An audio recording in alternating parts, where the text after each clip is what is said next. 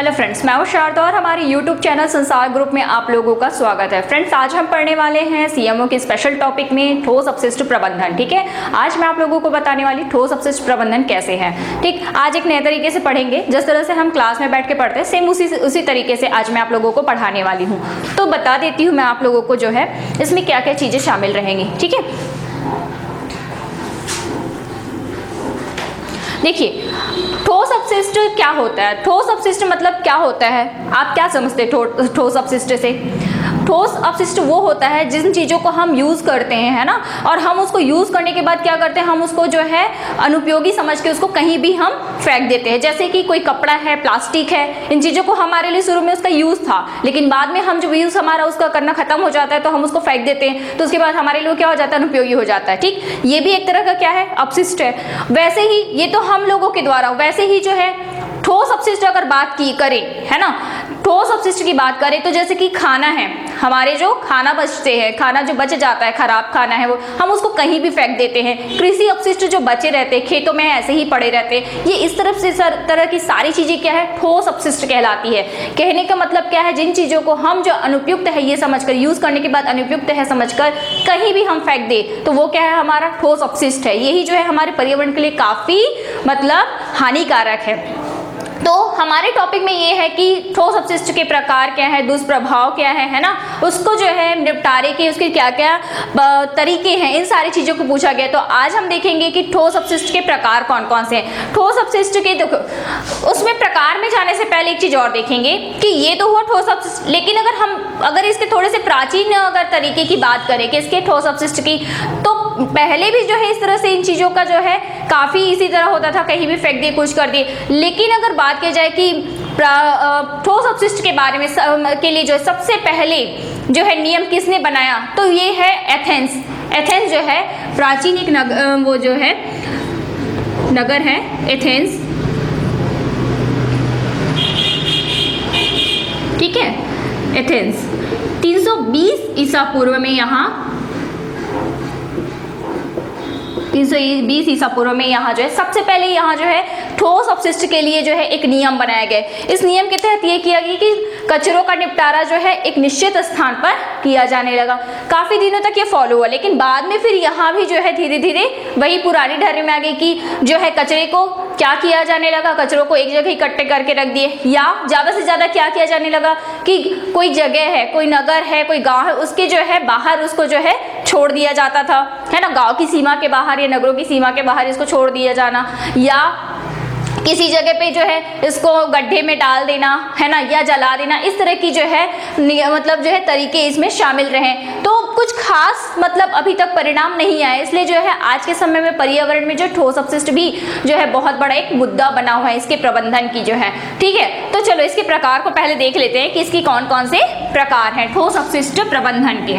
ठीक, कौन कौन से किस तरह के हमारे ठोस अपशिष्ट आते हैं हम वो देखेंगे। देखो, इसके प्रकार में सबसे पहले अगर बात की जाए तो ये है औद्योगिक अपशिष्ट। ठीक है, सॉरी, घरेलू अपशिष्ट, घरेलू अपशिष्ट। ठीक, घरेलू अपशिष्ट। दूसरा औद्योगिक अपशिष्ट, दूसरा औद्योगिक अपशिष्ट। तीसरा खनन अपशिष्ट, खनन अपशिष्ट। चौथा कृषि अपशिष्ट, कृषि अपशिष्ट। और पांचवा है नगर पालिका अपशिष्ट। ठीक है, नगर पालिका अपशिष्ट। ये इस तरह से इसके ये सभी प्रकार हैं। अब इसमें ये देखेंगे कि घरेलू अपशिष्ट के तहत क्या क्या चीजें आती है और वो क्या चीजें हैं। ठीक है, हम उस पर बात करेंगे। ये तो इसके टोटल प्रकार हो गए, इस टाइप के रहेंगे। अब सबसे पहले हम देखेंगे कि घरेलू अपशिष्ट जो है,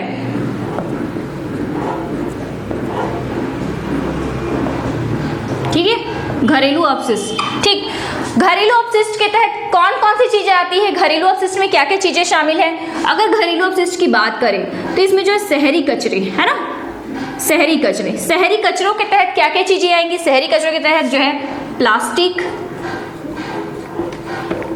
कागज, धातु, ठीक, और कांच, ये सारी चीजें हैं। शहरी कचरे की बात करेंगे तो प्लास्टिक, कांच, धातु और प्लास्टिक, कागज, धातु, कांच, की सारी चीजें शामिल हो। ये जो है पूरे का 15% कवर करता है, पूरा ये जो है 15% मात्रा कवर करता है, ठीक है, इतना जो है। और वहीं फिर है, अगर ये तो कचरे हो गए, शहरी कचरे। नेक्स्ट इसमें जो है शामिल क्या हो जाएगा शहरी घरेलू अपशिष्ट के तहत? दहनशील कार्य, दहनशील कार्य, दहनशील व्यर्थ पदार्थ, दहनशील व्यर्थ पदार्थ। दहनशील व्यर्थ पदार्थ में जैसे कि क्या है, किन किन चीजों का दहन कर सकते हैं या होता है? कपड़ा, ठीक, कागज और लकड़ी होता है इन चीजों का दहन, चमड़ा, और क्या है? बगीचे के व्यर्थ पदार्थ, ठीक है, बगीचे में कोई व्यर्थ पदार्थ पड़ा है उसका, ठीक। वहीं अगर गैर दहनशील पदार्थ की बात की जाए, किसकी? गैर दहनशील पदार्थ, तो वो क्या क्या हो जाएंगे? गैर दहनशील, गैर दहनशील पदार्थ में जो है पत्थर, धातु, धूल, कुछ रसायन और कांच, मिट्टी और धातु के कोई बर्तन, धातु के बर्तन, ये सारी चीजें जो है किसमें आएगी? गैर दहनशील पदार्थ में, गैर दहनशील पदार्थ में आएंगी, ठीक है। घरेलू अपशिष्ट के तहत क्या क्या चीजें आ रही? शहरी कचरे, दहनशील व्यर्थ पदार्थ और गैर दहनशील पदार्थ, ठीक है। ये जो तीनों पदार्थ है ना, इन तीनों पदार्थों का अगर उचित ढंग से निपटारा नहीं किया गया, इन पदार्थों का उचित तरीके से अगर निपटारा नहीं किया गया, तो इसका परिणाम क्या हो सकता है? इसका रिजल्ट क्या होगा? क्या होगा? पर्यावरण में जो है क्या क्या नुकसान होने की संभावना है? देखो, इसका परिणाम क्या होता है? बैक्टीरिया, ठीक है, बैक्टीरिया, मक्खियाँ, बैक्टीरिया, मक्खियाँ और मच्छर, ठीक है, इस तरह के जो है पनपने लगते हैं, मच्छर पनपेगा, मलेरिया होगा, इस तरह की बीमारियां फैलने लगती है ना, हैजा और प्लेग, इस तरह की सारी बीमारियां इन्हीं चीजों के परिणाम स्वरूप होती है। वहीं ठीक, ये अगर इन घरेलू अपशिष्टों का अगर हम उचित तरीके से निपटारा नहीं करेंगे तो इसका परिणाम क्या है? बैक्टीरिया, मक्खियों का बढ़ जाना, मच्छरों का पनपना, है ना, मलेरिया, हैजा, प्लेग जैसी बीमारियों का फैलना, ठीक है। खास करके विकासशील देश जैसे कि हमारा भारत ही है, उन देशों में जो है क्या होता है? सही तरीके से निपटारा नहीं हो पाता है, सही तरीके से निपटारा नहीं हो पाता है, जिसके कारण क्या होता है? राख मिश्रित पदार्थ एवं कार्बन के रूप में लगभग 90% पूरा कर, मतलब भारत विकासशील देशों में क्या होता है? 90% जो है राख मिश्रित पदार्थ मिलेंगे या कार्बन के रूप में लगभग 90% पूरा कर जमा रहता है, उचित तरीके से निपटारा नहीं हो पाता है। कहने का मतलब यह है घरेलू अपशिष्ट के अंतर्गत। क्लियर? नोट कर लीजिए, ठीक है। चलिए नेक्स्ट देखते हैं घरेलू अपशिष्ट।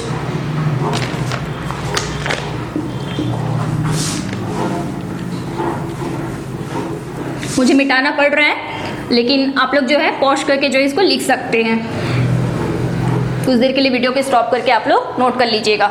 नेक्स्ट जो है औद्योगिक अपशिष्ट, ठीक है। औद्योगिक अपशिष्ट, औद्योगिक अपशिष्ट के तहत क्या आएगा? देखो, औद्योगिक अपशिष्ट, इसमें जो है औद्योगिक अपशिष्ट से समझ आ रहा है कि अब यहाँ पर जो भी होगा क्या होगा? उद्योगों के द्वारा फैले रहेंगे। तो उद्योग में कौन कौन से उद्योग शामिल हो जाएंगे? ठीक, कौन कौन से? देखो, जैसे कि कागज एवं गत्ता मिले, कागज एवं गत्ता मिले, और क्या होगा? और क्या होगा? तेल शोधन कारखाने, तेल शोधन कारखाने, और कौन सा कारखाना हो सकता है? उर्वरक उद्योग, और क्या हो सकता है? चीनी उद्योग, और कौन से उद्योग हो सकते हैं? चमड़ा उद्योग। इस तरह से अनेक कारखाने हो सकते हैं, है ना। इन और क्या आता है? ताप विद्युत गृह भी इसमें शामिल होता है ना, ताप विद्युत गृह ये भी शामिल। अब इनका क्या होगा?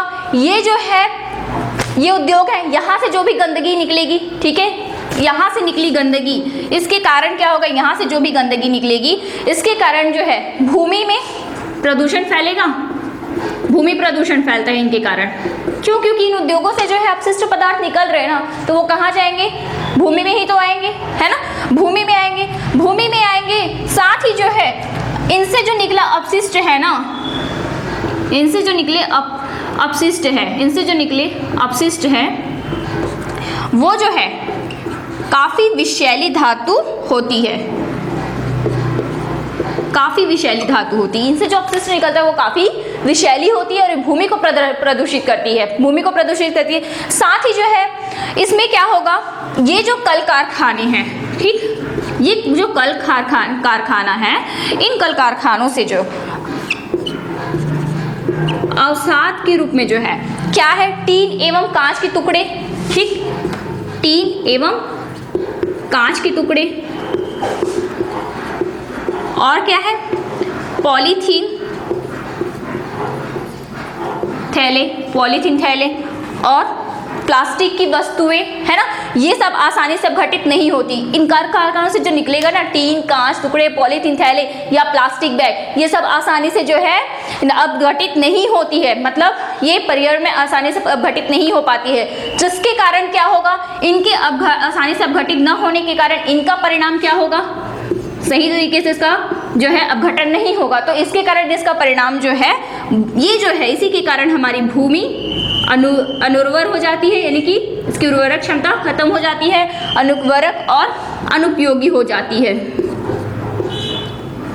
अनुर्वरक और अनुपयोगी हो जाती है, ठीक है। अब देखो अपशिष्ट पदार्थ, अपशिष्ट में जो है औद्योगिक अपशिष्ट में कौन कौन सी भारी धातुएं थे, कुछ भारी धातुओं के नाम है, नोट कर लीजिए कौन कौन सी भारी धातुएं, cadmium, lead, chromium, nickel, zinc, copper, क्या कौन कौन सी है, cadmium, lead, chromium, nickel, zinc, copper, clear. तो ये औद्योगिक अपशिष्ट, औद्योगिक अपशिष्ट समझ आ रहे हैं। उद्योग कौन कौन से उद्योग, कागज, गत्ता मिलें, तेल शोधन कारखाने, उर्वरक उद्योग, चीनी उद्योग, चमड़ा उद्योग, ताप विद्युत, ये सारे उद्योग है। इसके अलावा और भी अन्य जो है उद्योग है। इन उद्योगों से जो अपशिष्ट निकलता है उसके जो परिणाम है क्या होंगे, भूमि प्रदूषित होगा। साथ ही जो अपशिष्ट कैसे होते हैं, काफी विषैले होते हैं, है ना। इन जो कारखानों से जो है ये अवसाद के में जो टीन, कांच के टुकड़े, पॉलीथीन या प्लास्टिक बैग जो निकलते हैं, अगर उनको उचित तरीके से जो है निपटारा नहीं किया गया तो उसका परिणाम क्या होता है, भूमि अनुर्वरक और अनुपयोगी हो जाती है, क्लियर। चलिए नेक्स्ट देखते हैं थर्ड अपना खनन अपशिष्ट। खनन अपशिष्ट क्या है, खनन अपशिष्ट के तहत देखते हैं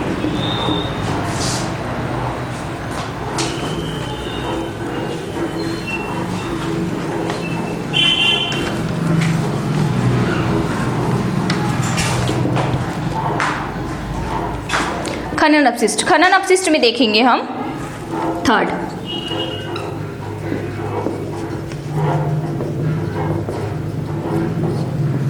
है ना, खनन अपशिष्ट। खनन अपशिष्ट में क्या होगा, देखो खनन अपशिष्ट में जो है धातु गलन और खनन कार्य दो चीजें होती है। कौन कौन सी, धातु गलन यानी कि धातु को गलाने का काम, और खनन कार्य, दोनों चीजें आती है, खनन कार्य, ये दोनों चीजें आती है, ठीक है।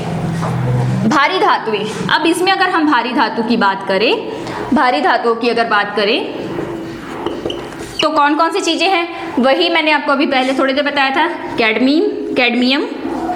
Cadmium, zinc, lead, copper, arsenic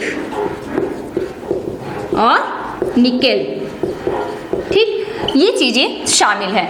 ये जो है मतलब इनके खनन से क्या होगा, इस तरह की जो cadmium, zinc, lead, copper, arsenic, nickel, इस तरह की जो है धातुएं, मतलब इस तरह की जो चीजें हैं मुक्त होती है पर्यावरण में। इनसे जो है ये सारे रसायन मुक्त होते हैं पर्यावरण में, ठीक है।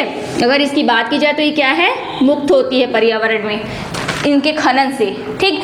वहीं ये भारी धातुएं जो हैं वातावरण को कैसे कर देंगी, ये भारी धातुएं वातावरण को काफी विषाक्त बना देती है, काफी विषाक्त बना देती है। साथ ही ये हमारे शरीर में कैसे प्रवेश करेगी, इन भारी धातुओं का हमारे शरीर में प्रवेश किस तरीके से होता है, भोजन, पानी और श्वास, ठीक।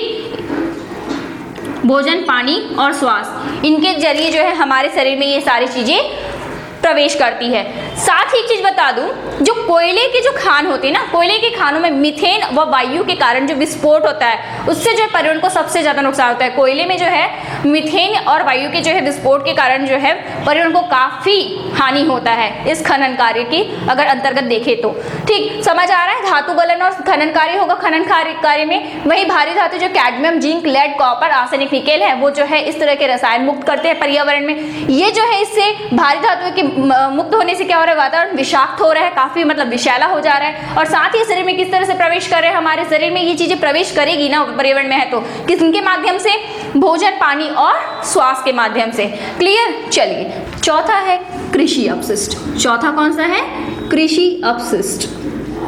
ठीक, कृषि अपशिष्ट। कृषि अपशिष्ट में क्या, कृषि अपशिष्ट में जो है अगर बात करूं तो कृषि अपशिष्ट जो है पूरे अपशिष्टों का 27.33% है, 27.33% है। देखो कृषि अपशिष्ट के तहत जो है क्या क्या चीजें आएंगी कृषि अपशिष्ट में, देखो भूसा, ठीक है, घास फूस, भूसा, घास फूस, और क्या है, पत्तियां, है ना, पत्तियां, या एक और क्या बोलते हैं इसको, डंठल।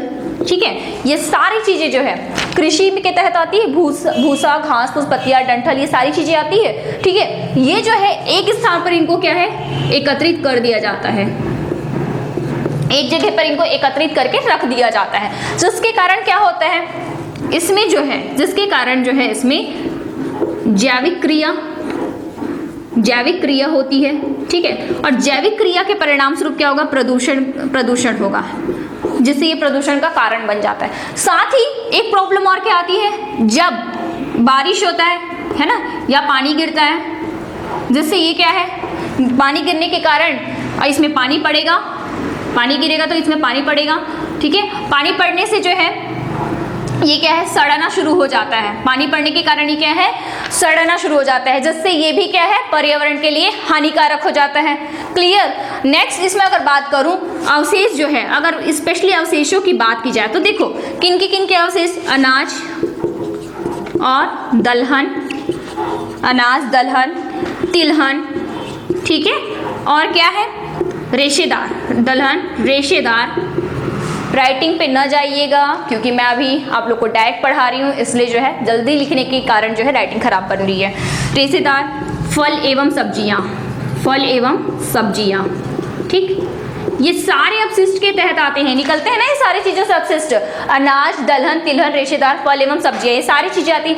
अगर देखो इन अवशेषों को जो है ना अगर सही तरीके से उपयोग किया जाए, इन अवशेषों का सही तरीके से उपयोग किया जाए तो इन अवशेषों को कहाँ कहाँ उपयोग किया जा सकता है, देखो चारा बनाने में, है ना, चारा बनाने में किया जा सकता है, और कहाँ किया जा सकता है, झोपड़ी बनाने में, क्योंकि इनसे निकले जो घास फूस होते हैं उससे झोपड़ी बन सकता है, कागज मिलों में, ठीक है, कागज मिलों में, इन सारे जगहों पे इनका यूज किया जा सकता है। कृषि अपशिष्ट का मतलब क्या है, जो कृषि में जो है खेतों में जो अपशिष्ट पड़े रहते हैं ना उनसे तात्पर्य है कृषि अपशिष्ट।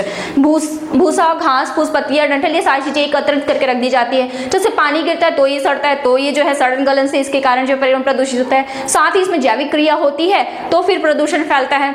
और अगर इन अवशेषों को जैसे कि दलहन है, अनाज है, तिलहन है, रेशेदार फल सब्जियां हैं, इन सब के अगर अच्छे से उपयोग किया जाए इनके अपशिष्टों को, तो ये कहाँ काम किया जा सकता है, चारे बनाने में, झोपड़ी बनाने में, कागज मिलों में। क्लियर? चलिए नेक्स्ट देखते हैं नगर पालिका अपशिष्ट। नगर पालिका अपशिष्ट के अंतर्गत क्या क्या चीजें आती हैं, नोट कर लीजिए।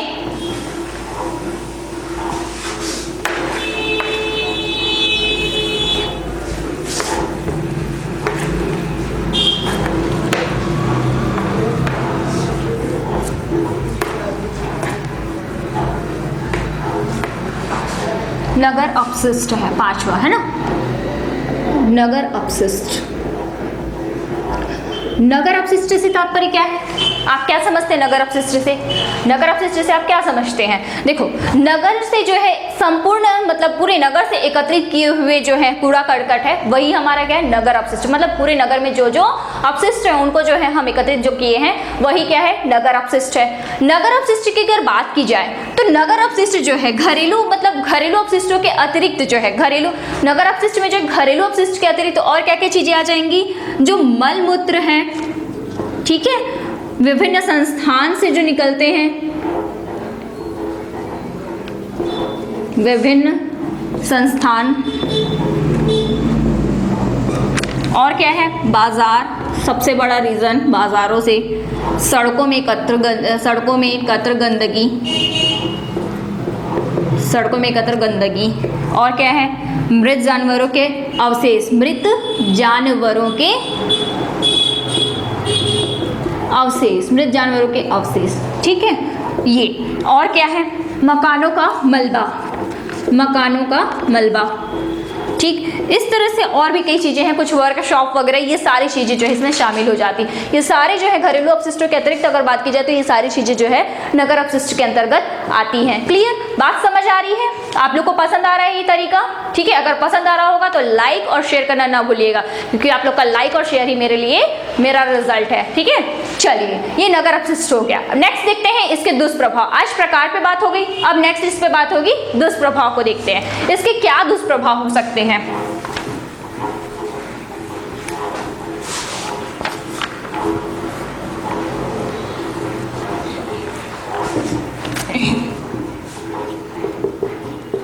देखो, दुष्प्रभाव की बात हो रही है, तो अगर मैं बात करूं दुष्प्रभाव इसके क्या है सॉरी, इसके जो है ठोस अपशिष्टों के कारण जो है पर्यावरण का क्या होता है, पर्यावरण में जो है पर्यावरण के अपकर्षण में क्या होगा, पर्यावरण के अपकर्षण में वृद्धि होगी। क्या होगी? अब पर्यावरण के अपकर्षण में वृद्धि होगी। एरो से समझ जाना, वृद्धि हो रही है। साथ ही क्या होता है, इसके साथ ही जो है पर्यावरण के अपकर्षण में तो वृद्धि हो रही है, साथ ही क्या होगा, भू प्रदूषण के जो अतिरिक्त जो जल एवं वायु प्रदूषण है ना, भू प्रदूषण के अतिरिक्त वायु एवं जल प्रदूषण, वायु एवं जल प्रदूषण, इसमें भी क्या होगी, वृद्धि होगी। पर्यावरण में ठोस अपशिष्ट के कारण जो है पर्यावरण में तो अब पर्यावरण अपकर्षण में वृद्धि होगी, साथ ही और क्या होगा, भू प्रदूषण अतिरिक्त जो है भूमि भी प्रदूषित होगी, और इसके अलावा क्या होगा, वायु एवं जल प्रदूषण में भी वृद्धि होगी। दूसरी अगर परिणाम की बात की जाए तो देखो, जो कूड़ा करकट है, जो कूड़ा करकट के सड़ने व गलने, है ना, कूड़ा करकट के सड़ने व गलने से क्या होगा, दुर्गंध फैलती है, दुर्गंध फैलेगी। ठीक है, और इससे जो कुछ इसमें जो कुछ रासायनिक क्रिया होती है ना, इसमें जो भी रासायनिक क्रिया होगी, इस क्रिया से क्या होगा, जीव जगत को हानि होगी। जीव जगत को क्या होगी, हानि होगी।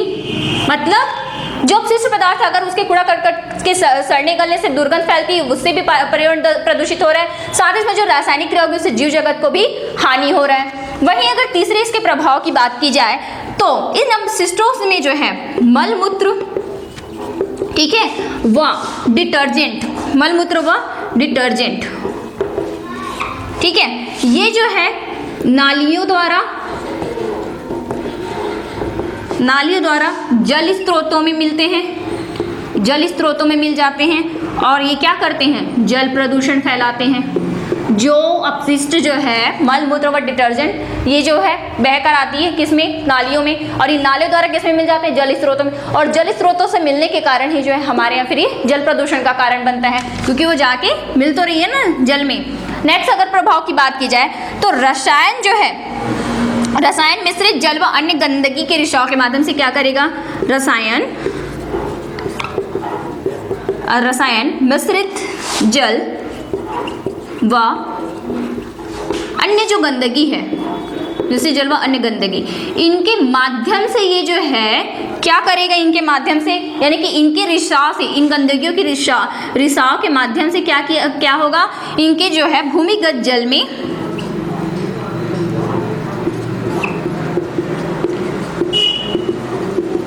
मिलकर प्रदूषण फैलाएगा, मिलकर जो है प्रदूषण फैलेगा, भूमिगत जल में प्रदूषण होगा, मतलब रसायन वस्तु जल व अन्य जो गंदगी इनके रिसाव से जो है, इनके माध्यम से भूमिगत जल में मिलकर ये प्रदूषित हो जाएगा।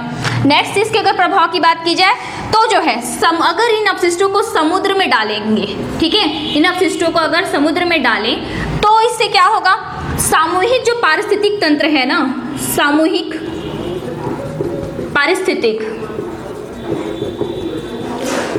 पारिस्थितिक तंत्र पर प्रतिकूल प्रभाव पड़ेगा। प्रतिकूल प्रभाव मतलब बुरा प्रभाव पड़ेगा।